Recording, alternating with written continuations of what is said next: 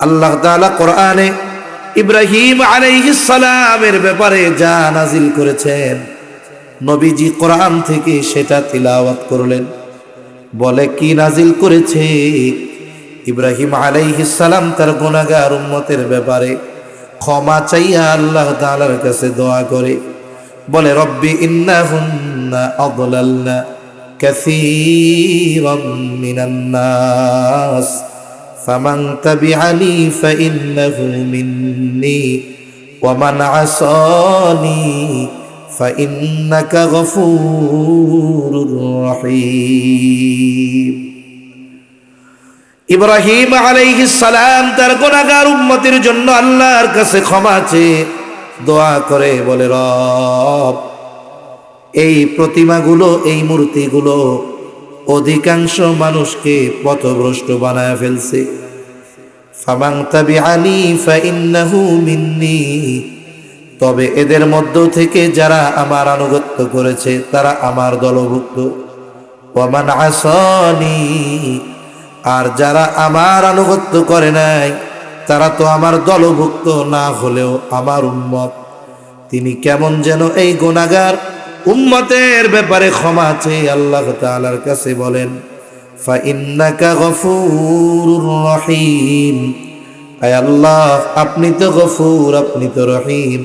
কেমন যেন ইব্রাহিম আলাইহিস সালাম বলে, আল্লাহ, আপনি তো গফুর, আপনি তো রহিম, আপনি চাইলে আমার এই অবাধ্য উম্মত গুলাকেও মাফ করে দিতে পারে। وقال عيسى عليه السلام إن تعذبهم فإنهم عبادك। ঈসা আলাইহিস সালাম আল্লাহর কাছে দোয়া করে বলে, আল্লাহ, আপনি যদি তাদের শাস্তি দেন তারা তো আপনারই বান্দা। নিজের উম্মতের ব্যাপারে দোয়া করে বলে, আপনি যদি তাদের শাস্তি দেন তারা তো আপনারই বান্দা। ওয়া ইন তাগফির লাহুম, আর যদি আপনি তাদের মাফ করে দেন, ফাইন্নাকা আনতাল আজিজুল হাকীম, আপনি তো মহাপ্রজ্ঞাময়, মহাপরাক্রমশালী। আপনি যদি চান আমার এই গুনাহগার উম্মত আপনার বান্দাগুলারে মাফ করে দিতে পারে। ঈসা আলাইহিস সালাম তার গুনাহগার উম্মতের জন্য ক্ষমা চেয়ে দোয়া করছে। এই আয়াত আর ইব্রাহিম আলাইহিস সালাম তার গুনাহগার উম্মতের জন্য ক্ষমা চেয়ে দোয়া করছে, এই দুই আয়াত নবীজি তিলাওয়াত করছেন। দুই আয়াত তিলাওয়াতের পরে নবীর অন্তরের অবস্থা অন্যরকম হয়ে গেছে। এইবার নবীর গুনাহগার উম্মতের কথা মনে পড়ে গেছে। নবীজির অন্তরে তার গুনাহগার উম্মতের চিন্তা। নবীজি কি করলেন? বলে, ফারাফা ইয়াদাইহি ওয়া ক্বালা আল্লাহুম্মা উম্মতি উম্মতি ওয়া বাকা। নবীজি দুই হাত উঁচু করে অঝোর ধারায় কান্না করেন আর বলেন, আল্লাহুম্মা উম্মতি, আল্লাহুম্মা উম্মতি, আয় আল্লাহ, আমার উম্মত, আমার উম্মত, আমার উম্মত। নবীজি শুধু এতটুকুই বলেন, আর কোনো কিছুই বলেন না। বলেন তো, আর কোনো কিছু না বললেও নবীজি কি বলতে চায় দুনিয়ার কেউ না বুঝলেও যিনি বোঝেন তিনি কে? আল্লাহ রাব্বুল আলামিন জিবরাইল আলাইহিস সালামকে বলেন, জিবরাইল যাও, মুহাম্মাদের কাছে গিয়ে তার কান্নার কারণ জিজ্ঞাসা করো।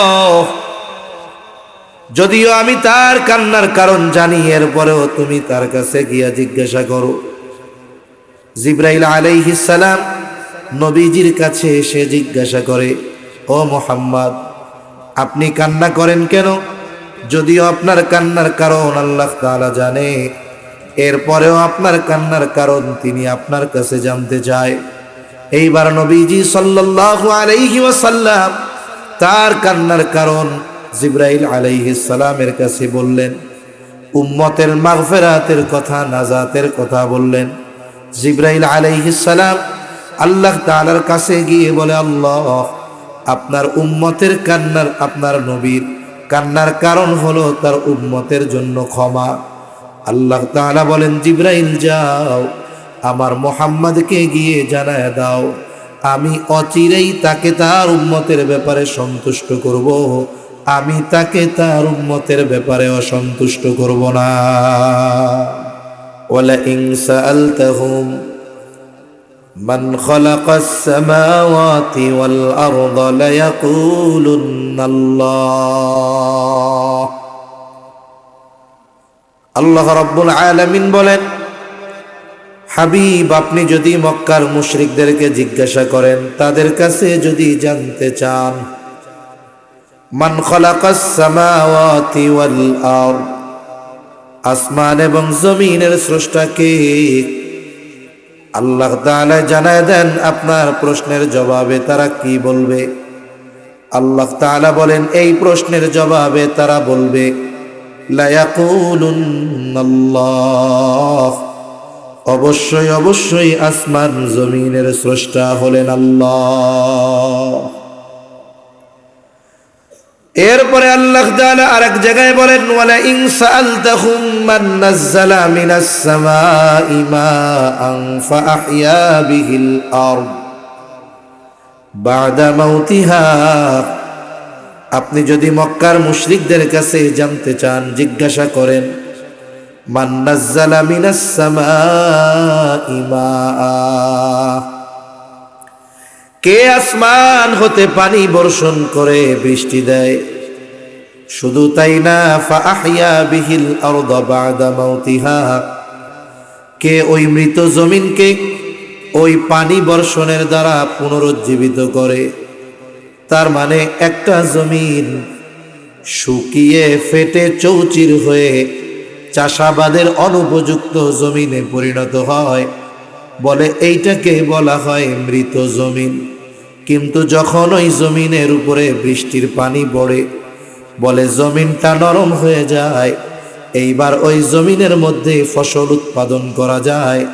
বলে কে পানির দ্বারা ফসল উৎপাদনের অনুপযুক্ত জমিনটাকে কে ফসল উৎপাদনের জন্য উপযুক্ত করে তুলে, তারা তাদের দেব দেবীদের কথা বলবে না। দুইটা তাকিদ যোগ করে আল্লাহ তাআলা বলেন, লা ইয়াকুলুন্নাল্লাহ, অবশ্যই অবশ্যই এগুলো যিনি করেন তিনি কে।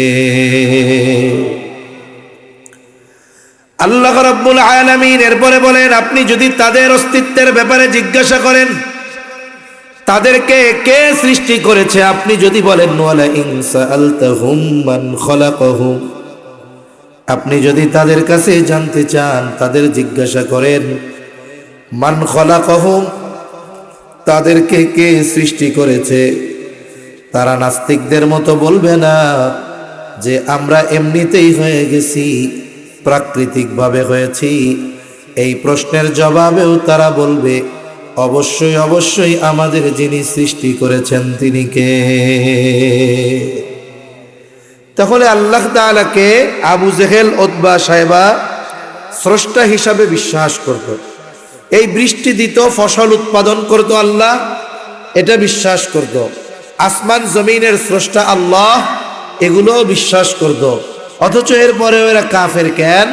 বলে আল্লাহর সাথে এমন কিছুর শিরিক এরা করে যার কারণে এদের এই বিশ্বাসের কোনো দাম। কারণে দেখা যায় আবু জেহেল, উতবা, সাইবা আর এদের মধ্যে তফাৎ নাই। হক্কানি আহলে হক পীর মাশায়েখ যারা আছেন তাদের কথা ভিন্ন।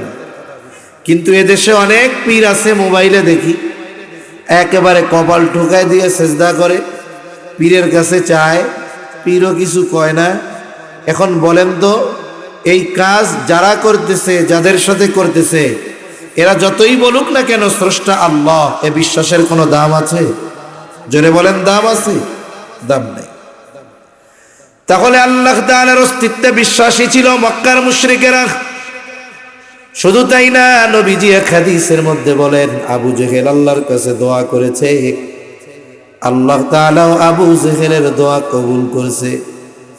বলে বদরের দিন সকালবেলায় আবু জেহেল আল্লাহ তাআলার কাছে দুই হাত উঁচু করে বলে, আল্লাহ, আজকে যারা হকের উপরে, সত্যের উপরে, আপনি তাদেরকে বিজয় দান করেন। নবীজি বলেন আল্লাহ তাআলা আবু জেহেলের এই দোয়া কবুল করেছেন। বদরের দিন যারা সত্যের উপরে ছিল আল্লাহ তাআলা তাদেরকেই বিজয় দান করেছে। আবু জেহেল নবীজির সামনে শুনিয়ে শুনিয়ে আল্লাহর কাছে কি বলে, বলে আল্লাহ সত্যই যদি কোরআন আপনি মুহাম্মাদের উপরে নাজিল করে থাকেন তাইলে আমাদের উপরে পাথর বর্ষণ করেন, নাইলে যন্ত্রণাদায়ক শাস্তি দেন। এই মিয়া দুনিয়ায় কোনো মানুষ নিজের উপরে শাস্তি চায়? আরে চায়। কিছু মানুষ হিংসায় চায়। মনে করেন আপনাদের এই কামরাবো কুচিয়ামড়া এলাকার একটা ছেলে, একেবারে গরিবের সন্তান, যার বাবা মানুষের বাড়িতে কাজ করে, রাস্তায় কাজ করে, জমিনে কাজ করে, কোনো মতে কষ্ট করে ছেলেটাকে লেখাপড়া শেখায়। এইবার ছেলেটা অনেক বড় উচ্চ শিক্ষিত ডাক্তার অথবা ইঞ্জিনিয়ার, বাংলাদেশের নাম করা ডাক্তার ইঞ্জিনিয়ার হয়ে গেল। দুনিয়ার লাইনের কথাই কই, এখন মানুষেরা বলা বলি করে চায়ের দোকানে, শুনছেননি কি বলে, অমক চাচার সন্তান এখন বাংলাদেশের বড় ডাক্তার, এখন তার আর কোনো অভাব নাই, আর কোনো চিন্তা নাই। এখন চাচারেও নাকি ঢাকায় নিয়ে যাবে, বড় বাড়ি কিনছে, ফ্ল্যাট করেছে। এই যে চাচার অভাবের দিন ঘুচে গেল, এই চাচার সন্তান অনেক বড় উচ্চ শিক্ষিত। বলেন তো এই বিষয়টা সমাজের সব মানুষের ভালো লাগবে নাকি? কিছু মানুষ চিন্তা করবে এই লোক আমার বাড়িতে কয়দিন আগে কাম করছে, এখন এর বলে এত বড় অফিসার, এখন পেছন দিক দিয়ে যায় বলবো, ও তোমরা কার কথা কও? বলে শোনেন নাই অমক চাচার ছেলে এরকম বড় ডাক্তার ইঞ্জিনিয়ার হয়েছে? বলে অমকের বলা, ওই কিষান্যের বলা এত বড় ডাক্তার হয়েছে? ও আল্লাহ, এই খবর শোনার আগে আমি মরলাম না কেন? এরকম হিংসায় বলার লোক সমাজে আছে না নাই? জোরে বলেন আছে না নাই? ওই টাইমে যদি আজরাইল এসে কয় আপনার তো মরতে মন চায়, তাহলে আমার লগে চলে, ও কি কইব? আরে মিয়া মরতে চাইছে নাকি, এমনে এমনে কইছি। তার মানে ওই লোকটাকে কষ্ট দেওয়ার জন্য সে এই কথাটা বলছে, তুচ্ছ করার জন্য বলছে। আবু জেহেল কেমন যেন আল্লাহকে বলে, আল্লাহ আমার মতো ক্ষমতাধর, সম্পদওয়ালা, সম্মানওয়ালা লোক থাকার পরেও আপনি মুহাম্মাদের মতো একজন লোকের কাছে কোরআন নাজিল করলেন। হায় রে, আমার মতো উপযুক্ত ব্যক্তি থাকার পরও আপনি মুহাম্মাদের উপরে কোরআন নাজিল করলেন, কামটা কেমন হইল? এই কাম যদি সত্যই আপনি কইরা থাকেন তাইলে আমার উপরে পাথর বর্ষণ করেন। আল্লাহ তাআলা আবু জেহেলের এই কথার জবাব জানায় দেন। নবীজি যদিও চুপ, আল্লাহ তাআলা আমার আপনার নবীর জবান দিয়ে জবাব জানায় দিয়া বলেন, কেমন যেন আল্লাহ তাআলা বলে, ও আবু জেহেল, তোমরা যা করো, তোমরা যা বলো, আসলেও তোমরা শাস্তির উপযুক্ত, কিন্তু উপযুক্ত হওয়ার পরেও কেন আযাব দেই না, শাস্তি দেই না? বলে ওয়ামা কানাল্লাহু লিয়ুআযযিবাহুম ওয়া আনতা ফীহিম, বলে হাবিব এরা যা করে এরা তো শাস্তির উপযুক্ত, কিন্তু আমি আযাব গজব কেন দেই না? বলে আপনি যতক্ষণ তাদের মধ্যে আছেন এদের আমি আযাব দিব না, শাস্তি দিব না। কারণ কি? বলে আপনি তো রাহমাতুল লিল আলামিন। আমার যদি কাফেরদের অবাধ্যতার কারণে তাদের শাস্তি দিতে হয়, যেই জায়গায় শাস্তি দিব সেই জায়গা থেকে আপনাকে সরানো লাগবে। বলে আল্লাহ তাআলা অতীতে যখন কোনো উম্মতকে শাস্তি দিতে চাইতেন, আগে ওই এলাকার নবীকে সরায় নিতেন, এরপরে আযাব দিতেন। আমার আপনার নবীর আগে যত নবী দুনিয়ায় এসেছে, কেউ গোত্রভিত্তিক নবী, কেউ কোনো এলাকার জন্য নবী, কিন্তু আমার আপনার নবী তো গোত্রের নবী না, বংশের নবী না। বলে আমার আপনার নবী গোটা সৃষ্টি জগতের নবী। এখন বলেন তো, পৃথিবীর উপরে যদি আল্লাহ আযাব দিতে চায়, নবীরে তো সরানো লাগবে, সরানোর জায়গা আছে।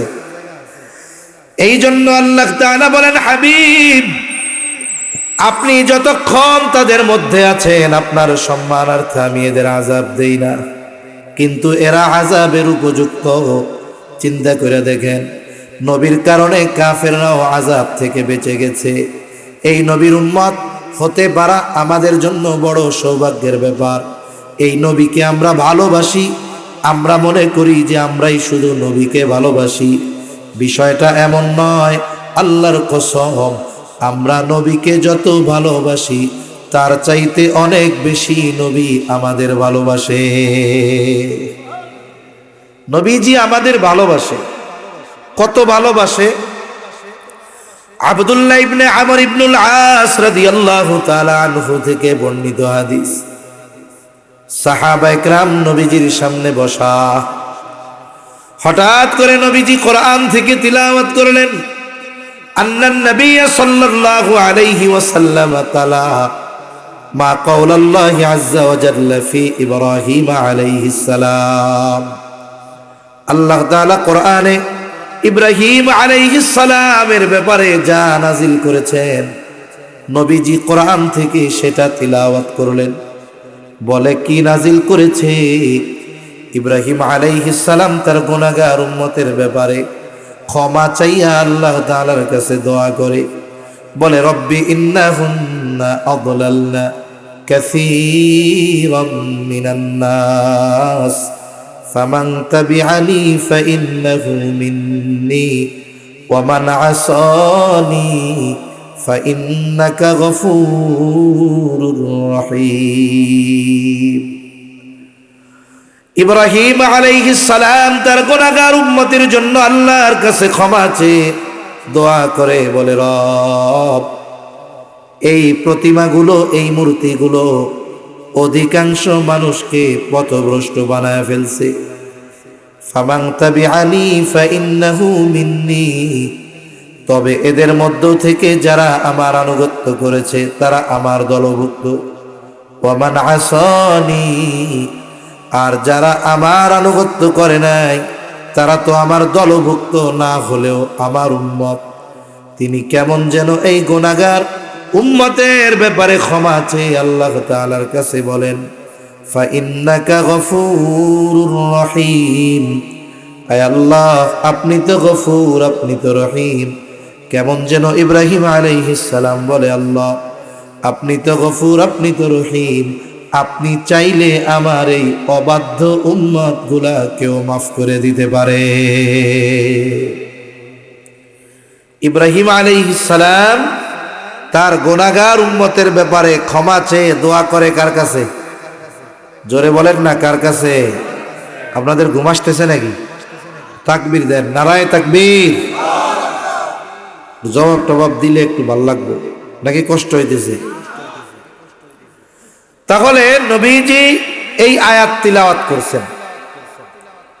وقال عيسى عليه السلام إن تعذبهم فإنهم عبادك। ঈসা আলাইহিস সালাম আল্লাহর কাছে দোয়া করে বলে, আল্লাহ আপনি যদি তাদের শাস্তি দেন তারা তো আপনারই বান্দা। নিজের উম্মতের ব্যাপারে দোয়া করে বলে, আপনি যদি তাদের শাস্তি দেন তারা তো আপনারই বান্দা। ওয়া ইন তাগফির লাহুম, আর যদি আপনি তাদের মাফ করে দেন, ফাইন্নাকা আনতাল আজিজুল হাকীম, আপনি তো মহাপ্রজ্ঞাময়, মহাপরাক্রমশালী। আপনি যদি চান আমার এই গুনাহগার উম্মত আপনার বান্দাগুলারে মাফ করে দিতে পারে। ঈসা আলাইহিস সালাম তার গুনাহগার উম্মতের জন্য ক্ষমা চেয়ে দোয়া করছে। এই আয়াত আর ইব্রাহিম আলাইহিস সালাম তার গুনাহগার উম্মতের জন্য ক্ষমা চেয়ে দোয়া করছে, এই দুই আয়াত নবীজি তিলাওয়াত করছেন। দুই আয়াত তিলাওয়াতের পরে নবীর অন্তরের অবস্থা অন্যরকম হয়ে গেছে। এইবার নবীর গুনাহগার উম্মতের কথা মনে পড়ে গেছে। নবীজির অন্তরে তার গুনাহগার উম্মতের চিন্তা। নবীজি কি করলেন? বলে, ফারাফা ইয়াদাইহি ওয়া ক্বালা আল্লাহুম্মা উম্মতি উম্মতি ওয়া বাকা। নবীজি দুই হাত উঁচু করে অঝোর ধারায় কান্না করেন আর বলেন, আল্লাহুম্মা উম্মতি, আল্লাহুম্মা উম্মতি, আয় আল্লাহ আমার উম্মত, আমার উম্মত, আমার উম্মত। নবীজি শুধু এতটুকুই বলেন, আর কোনো কিছুই বলেন না। বলেন তো, আর কোনো কিছু না বললেও নবীজি কি বলতে চায় দুনিয়ার কেউ না বুঝলেও যিনি বোঝেন তিনি কে? আল্লাহ রাব্বুল আলামিন জিবরাইল আলাইহিস সালামকে বলেন, জিবরাইল যাও, মুহাম্মাদের কাছে গিয়ে তার কান্নার কারণ জিজ্ঞাসা করো। যদিও আমি তার কান্নার কারণ জানি, এরপরেও তুমি তার কাছে গিয়ে জিজ্ঞাসা করো। জিবরাইল আলাইহিস সালাম নবীজির কাছে এসে জিজ্ঞাসা করে, ও মুহাম্মদ, আপনি কান্না করেন কেন?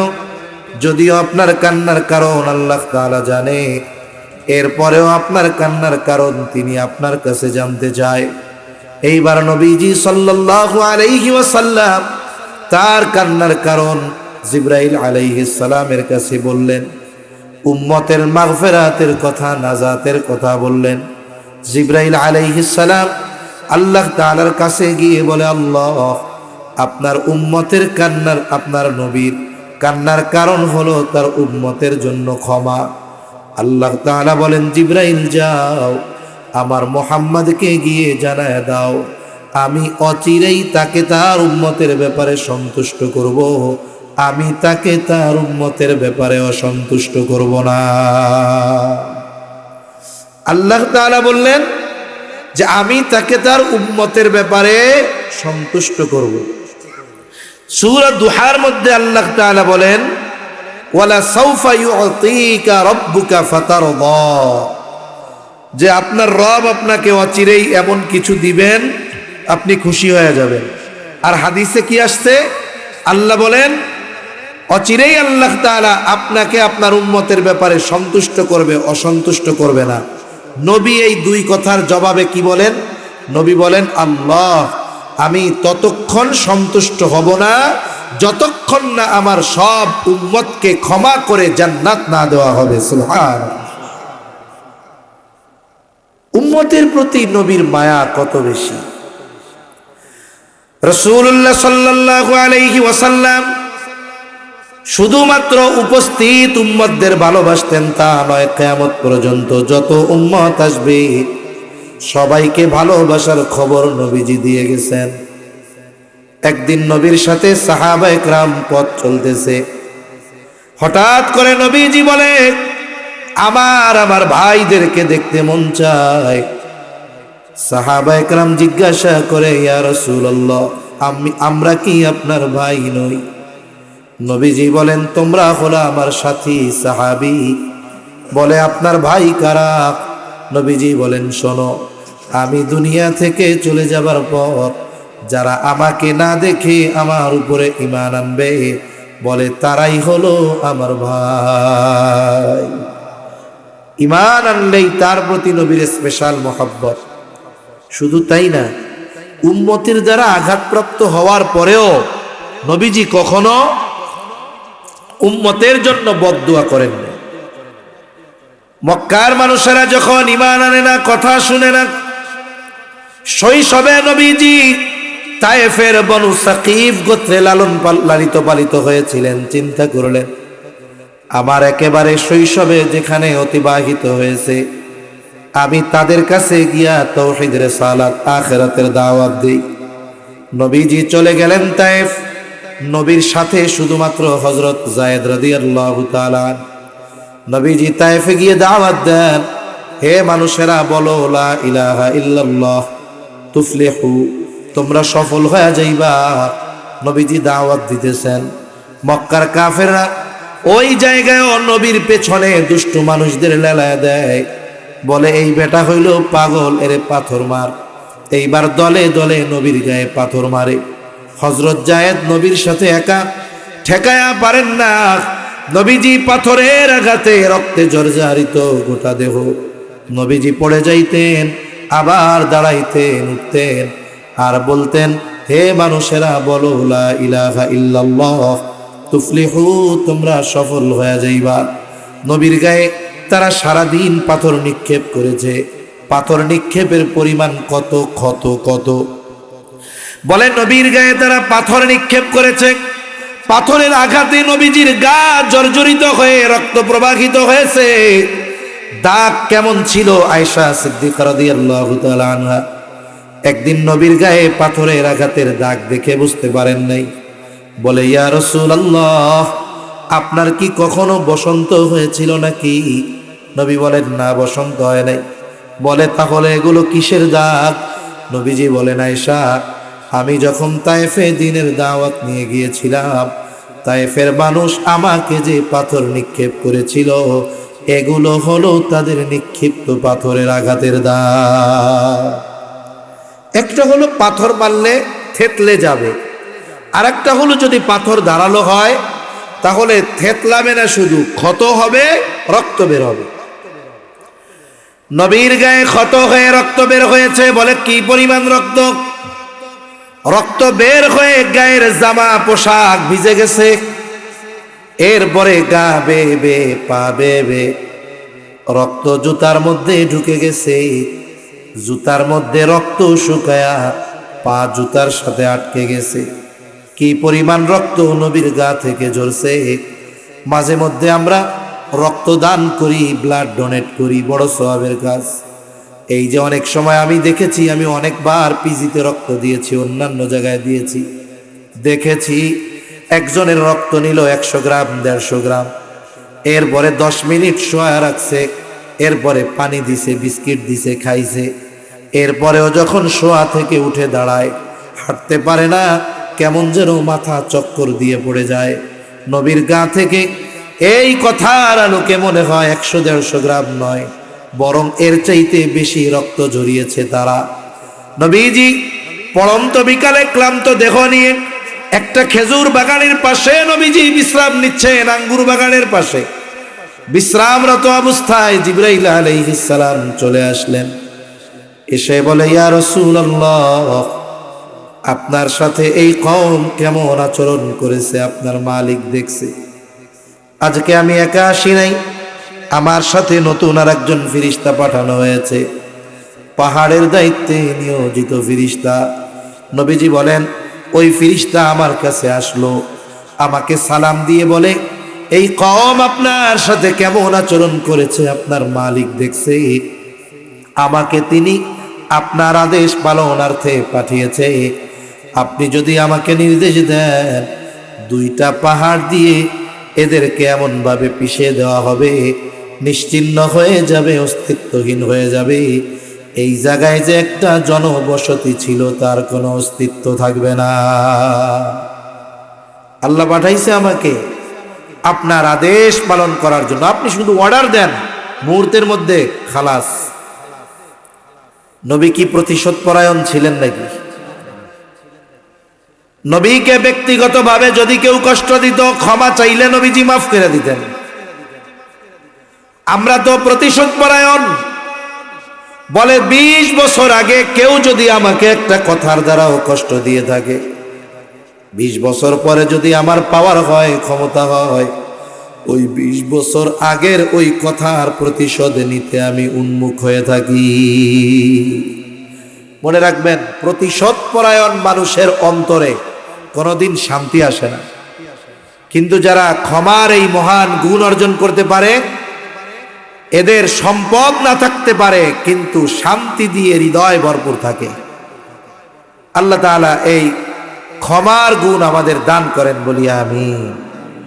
আরে প্রতিশোধ সবাই কম বেশি নিতে পারে, ক্ষমা কয়জন করতে পারে? নবীজি আরাম করতেছিলেন, আরাম থেকে উঠে বসলেন। কেমন যেন ফেরেশতাকে বলে, শোনো, তুমি তো আমাকে বলতেছ, আদেশ দেন 2 পাহাড় দিয়ে এদের পিষে দেই। কিন্তু এদের ব্যাপারে আমি আল্লাহ তাআলার কাছে কি আশা পোষণ করি জানো? আমি তো এদের ক্ষতি চাই না, আমি তো এদের ধ্বংস চাই না, বরং আমি আল্লাহর কাছে আশা করি, বাল আরজু আইয়াখরুজাল্লাহু মিন আসলাবিহিম মান ইয়াবুদুল্লাহ ওয়াহদাহু ওয়া লা ইউশরিকু বিহি শাইআ। নবীজি বলেন, আমি তো এদের ব্যাপারে আল্লাহ তাআলার কাছে এই আশা পোষণ করি যে এরা হয়তো বুঝতে পারে নাই, তাই আমার কথা মানে নাই, কিন্তু হয়তো আল্লাহ তাআলা এদের মধ্য থেকে এমন এক সম্প্রদায় বের করবে যারা এক আল্লাহর ইবাদত করবে, তার সাথে শিরিক করবে না। আমি তো এই আশা করি, আর তুমি আমারে কইতেছো যে নির্দেশ দেন পাথর চাপা দিয়া সাইজ কইরা দেই। একটু চিন্তা করেন তো, উম্মতের প্রতি কেমন মায়া মোহাব্বত ভালোবাসা থাকলে এই রকম আঘাত প্রতিঘাতের পরেও নবীজি ক্ষমা করে দেন। একটা একটা হাদিস ঘটনা বলতে গেলে অনেক বলা যাবে। আসেন, নবীজি আমাদের ভালোবাসেন এ ব্যাপারে সব একদিকে রাখেন। নবীজি আমাদের ভালোবাসেন এই খবর কোরআনে জানিয়েছেন কে? জোরে বলেন না কে? আল্লাহ তাআলা জানিয়েছেন। আল্লাহ তাআলা বলেন, লাকাদ জাআকুম রাসূলুম মিন আনফুসিকুম আজিজুন আলাইহি মা আনিতুম হারিসুন আলাইকুম বিল মুমিনিনা রাউফুর রহিম। একটু খেয়াল দিয়া আল্লাহর রাস্তায় কথাগুলো শুনবেন, তাহলে বোঝা যাবে। আল্লাহ তাআলা বলেন, লাকাদ জাআকুম রাসূলুম মিন আনফুসিকুম, তোমাদের মধ্য থেকে তোমাদের জন্য এমন একজন রাসূল এসেছেন। বলে রাসূল কেমন রাসূল? বলে আজিজুন আলাইহি মা আনিতুম, এই রাসূল হলো এমন রাসূল, তিনি হলেন তোমাদের জন্য যেটা কষ্টের সেটা তার জন্য কষ্টের। তার মানে উম্মত যেটাতে কষ্ট পায় সেটাতেও নবীজি কষ্ট পায়। উম্মত জাহান্নামে গিয়ে কষ্ট পাবে, নবীজির এতে কষ্ট লাগবে। দুনিয়ায়ও যদি নবীর উম্মতের কোনো কষ্ট হয়, এই কষ্ট নবীজিও অনুভব করে। একে বলে সমব্যথী, আজিজ। তাহলে নবী আমাদের কষ্টে কষ্ট পান। এখন কথা হলো, একজন মানুষ আর একজনের কষ্টে কষ্ট পায় কেমনে? বলে পায় যদি সম্পর্কটা গভীর হয়। যেমন মনে করেন এক লোকের 2 বছরের একটা বাচ্চা আছে, একেবারে প্রত্যন্ত অঞ্চলে বসবাস করে। বাচ্চার বয়স কয় বছর? এমন প্রত্যন্ত অঞ্চল, বাজারঘাট নাই, দোকান নাই, অসুস্থ হইলে রাত্রে কোনো ব্যবস্থা করার উপায় নাই। গভীর রাত, ওই 2 বছরের বাচ্চা প্রচন্ড জ্বরাক্রান্ত হয়ে গেল, অসুস্থ। রাত 1টা বাজে, 2টা বাজে, দোকানও নাই, যানবাহনও নাই, হসপিটালে নেওয়ার উপায় নাই। জ্বরের তীব্রতা এত বেশি, বলে চোখ দুটো কেমন যেন ফুটে বের হয়ে যাবে। বাচ্চা জবান দিয়ে আবল তাবল বকতেছে, আহ আহ বলে। গায়ে হাত দিয়ে দেখা যায় গাটা যেন কেমন আগুন হয়ে গেছে। এই অসুস্থ বাচ্চা যন্ত্রণায় আহ আহ করতেছে। তার 2 পাশে বসা তার মা আর বাবা, সন্তান যাদের আছে তারা অনুধাবন করতে পারবে। বলেন তো, ওই অসুস্থতায় ওই ছোট বাচ্চা যত কষ্ট পায়, পাশে বসে থাকা মা বাবা ওই বাচ্চার চাইতে কষ্ট কম পায় না? বেশি পায়। বেশি কষ্ট কেন পায়? বলে মোহাব্বতের কারণে। অন্যের সন্তান অসুস্থ হইলে তো আমি এত কষ্ট পাবো না। কেন? বলে ওই সন্তানের প্রতি আমার মোহাব্বত ওই সন্তানের মা বাবার মতো না। আল্লাহর কসম করে বলি, মা বাবা আমাকে আপনাকে কত ভালোবাসে, তার চাইতে নবীজি অনেক গুণ বেশি ভালোবাসে। বলে আসলে ভালোবাসে কে? বলে বিপদ আপদ মুসিবতে পাশে থাকে যে। বিপদে যে আপনারে আমারে ফালায়া দৌড় দিবে, ও যদি মাইক একটা লাগায় কয় আপনারে খুব ভালোবাসি, বিশ্বাস করবেন নাকি? দুনিয়ার বিপদ আপদ মুসিবত এটা ক্ষণস্থায়ী, চোখ বন্ধ হলেই শেষ। বলে কঠিন মুসিবত, আসল মুসিবত হলো কিয়ামতের দিন। ওই মুসিবতে আমার পাশে যে আমাকে ভালোবাসে সে।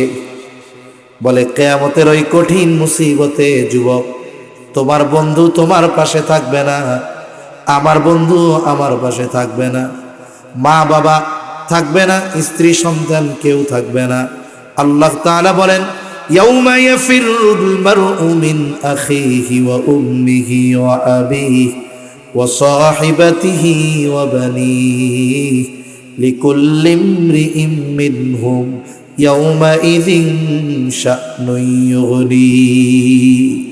আল্লাহ তাআলা বলেন, কিয়ামতের দিন ভাই ভাইয়ের থেকে পলায়ন করবে, ওয়া উম্মিহি ওয়া আবিহি, পিতামাতার থেকে পলায়ন করবে, ওয়া সাহিবাতিহি ওয়া বানিহি, স্ত্রী সন্তানদের থেকে পলায়ন করবে।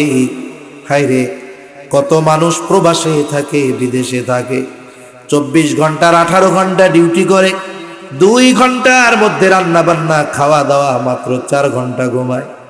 কত পরিশ্রম, কত কষ্ট।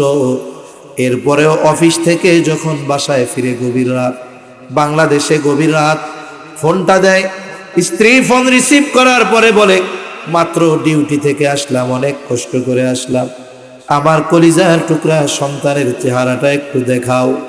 এইবার ঘুমন্ত সন্তানের চেহারাটা যখন মোবাইলের মধ্যে দেখে, চ্যালেঞ্জ দিয়া বললাম, ওই 20 ঘন্টা কষ্ট করে আসা যুবকটার এই 20 ঘন্টা 18 ঘন্টার কষ্ট মুহূর্তের মধ্যে দূর হয়ে যায়। বলে কষ্টটা দূর হয়ে গেছে। দুনিয়ায় কষ্ট দূর করার জন্য সন্তানের চেহারা দেখে, মা বাবার চেহারা দেখে, স্ত্রীর চেহারা দেখে, কিন্তু কিয়ামতের মুসিবতের কষ্ট দূর করার জন্য মা বাবার চেহারা দেখবে না, স্ত্রী সন্তানের চেহারা দেখবে না, বরং ওই দিন তাদের চেহারা দেখাটা আরো কষ্টের কারণ হবে। মুসিবতটা কত বেশি! বলে ওই মুসিবতে সকলে নাফসি নাফসি করবে, নিজের চিন্তা করবে, সকলে নিজের চিন্তায় চিন্তিত। বলে নবীও চিন্তিত, বলে নবী নিজের চিন্তায় চিন্তিত নয়, বরং নবী তার উম্মতের নাজাতের চিন্তায় চিন্তিত থাকবে। মানুষেরা এমন আল্লাহ তাআলার কাছে বলবে, আল্লাহ, সারা দুনিয়ার সব মানুষকে জাহান্নামে দিয়ে হলেও আপনি আমাকে জান্নাত দিয়ে দেন। ওই দিন নবী কি করবে ভাই? বলে আমার আপনার নবী হাসরের ময়দানে অবস্থান করবে, সব নবী জান্নাত অভিমুখে রওনা হয়ে যাবে, জান্নাতের দরজায় পৌঁছায়া যাবে। জান্নাতের দরজা বন্ধ, জান্নাতের পাহারাদারকে বলা হবে দরজা খুলে দাও। জান্নাতের পাহারাদারেরা বলবে না, দরজা খোলা হবে না। বলে যিনি আসলে খোলা হবে তিনি এখনো আসেন নাই। কোথায় তিনি? বলে এখনো তিনি হাসরের ময়দানে। নবীজি হাসরের ময়দানে কি করবেন? বলে উম্মতের নাজাতের চিন্তায় চিন্তিত। একটা মানুষ যখন চিন্তিত থাকে তখন এক জায়গায় সে স্থির থাকতে পারে না, নড়াচড়া করে, বিছানায় শুইলে ঘুম আসে না, চিন্তায় বিছানা থেকে উঠে চেয়ারে বসে, বাড়ির উঠানে হাঁটে, বাড়ির ছাদে হাঁটে, বারান্দার বেলকুনিতে হাঁটে। বলে হাসরের ময়দানে নবীজি উম্মতের চিন্তায় এক জায়গা থাকবেন না। একবার নবী চলে যাবেন হাউজে কাউসারের কাছে, না জানি তার কোনো উম্মত পানি পানে মাহরুম হয়ে যায়। আর একবার চলে যাবেন পুলসিরাতের কাছে, না জানি কোনো উম্মত পুল পানি দিতে ব্যর্থ হয়ে যায়। আর একবার নবী চলে যাবেন মিজানের কাছে, না জানি কোনো উম্মত ওজনে ধরা পড়ে যায়। আর একবার নবীজি চলে যাবেন জাহান্নামের দরজায়, না জানি কোনো উম্মতকে জাহান্নামে দিয়ে দেওয়া হয়। আবার যখন উম্মতের জন্য সুপারিশের প্রয়োজন, আল্লাহর দরবারে সেজদায় লুটিয়া পড়বে। বলে যতক্ষণ না নবীর ওই উম্মত যার অন্তরে যাররা পরিমাণ ঈমান হলেও ছিল, তার ব্যাপারে আল্লাহ তাআলার পক্ষ থেকে যতক্ষণ না জান্নাতের নিশ্চয়তা নবী পাবে, ততক্ষণ পর্যন্ত আমার আপনার নবী নিজে জান্নাত অভিমুখে রওনা হবে না। ওই দিন নবী আমাদের ভুলবে না। তাইলে বলেন, মা বাপ বেশি ভালোবাসে না নবী বেশি ভালোবাসে? জোরে বলেন, মা বাবা বেশি ভালোবাসে না নবীজি বেশি ভালোবাসে? সন্দেহ আছে?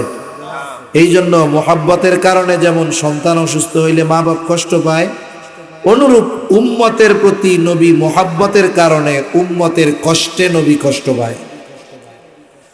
এরপরে আল্লাহ তাআলা বলেন, এই নবী হলেন এমন নবী, হারিসুন আলাইকুম, তোমাদের জন্য কল্যাণকামী নবী। সব সময় উম্মতের কল্যাণের কথা চিন্তা করতেন।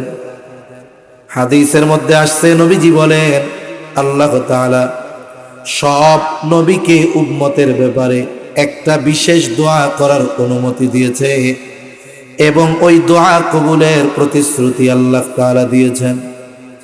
নবী বলেন সব নবী তার উম্মতের ব্যাপারে ওই দোয়া দুনিয়ায় করে ফেলছে, আমি ওই দোয়াটাকে সংরক্ষণ করে রাখছি। বলে কিয়ামতের দিন আমার উম্মতের জন্য সুপারিশ হিসাবে ওই দোয়া আমি আল্লাহর কাছে করব।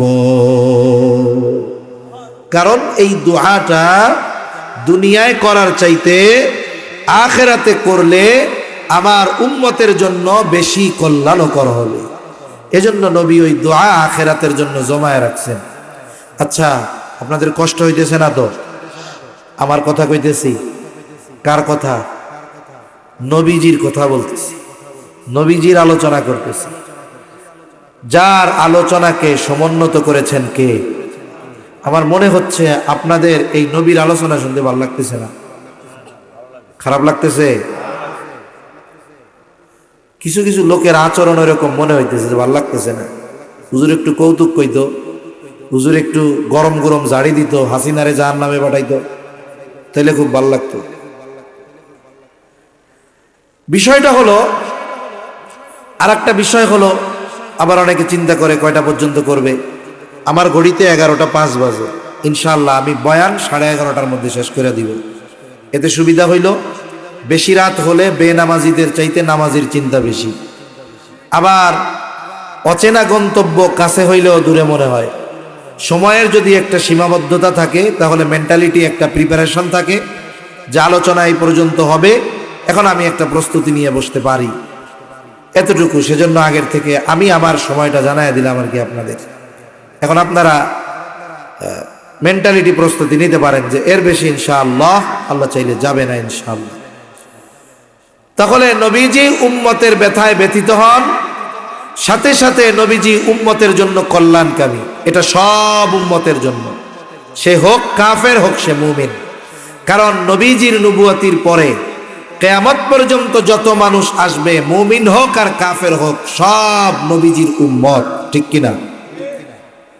তবে শুরুতে একটা আয়াত বলছিলাম, আয়াতের অংশ, লাকাদ মান্নাল্লাহু আলাল মুমিনিন। মুমিনদের জন্য নবী হলেন বিশেষ অনুগ্রহ।